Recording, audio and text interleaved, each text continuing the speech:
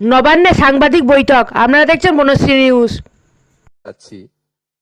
আমার সাথে মাননীয় মন্ত্রী শ্রীমতী অগ্নিমিত্রা পাল মহোদয়া রয়েছেন, যিনি 9 মে যে রাজ্য মন্ত্রিসভা গঠন হয়েছিল মুখ্যমন্ত্রী সহ 6 সদস্যের, সেখানে আমাদের শিশু ও নারী কল্যাণ দপ্তর তার কাছে ছিল প্রাথমিকভাবে, তাই তিনি আজকে আমার সাথে আছেন।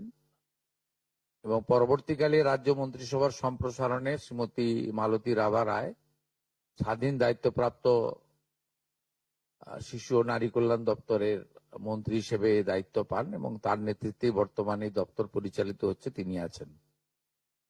আমার সঙ্গে মুখ্য সচিব সম্মানীয় মনোজ আগরওয়াল, এসসিএস পদমর্যাদার আধিকারিক আমাদের অর্থ সচিব প্রভাত মিশ্র এবং শিশু ও নারী কল্যাণ দপ্তরের প্রধান সচিব মহোদয়া মৌমিতা বসু গোদারা, তিনি আমাদের মধ্যে আছেন।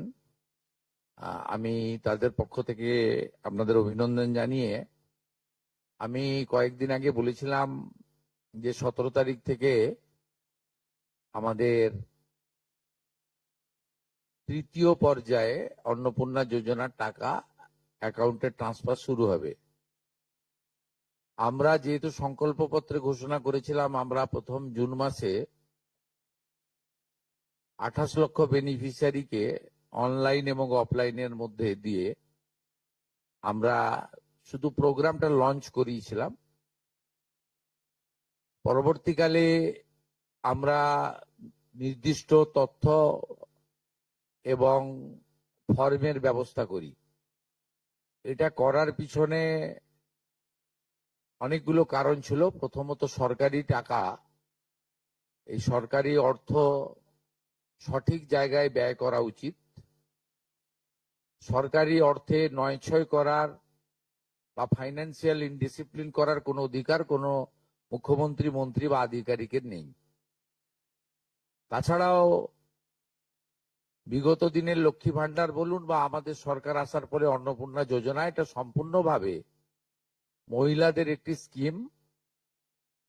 তার বয়স নির্দিষ্ট করা আছে 25 থেকে 60 বছর। সেক্ষেত্রে কোনো পুরুষের বা বয়সের 25 বছরের কম যারা, তারা পাওয়ার যোগ্য হতে পারে না। আমরা বিগত সরকার যখন প্রথম শুরু করে, খুব অনিয়মিতভাবে প্রায় 9 মাস গেছে 500 টাকা করে ভাতা দিতে,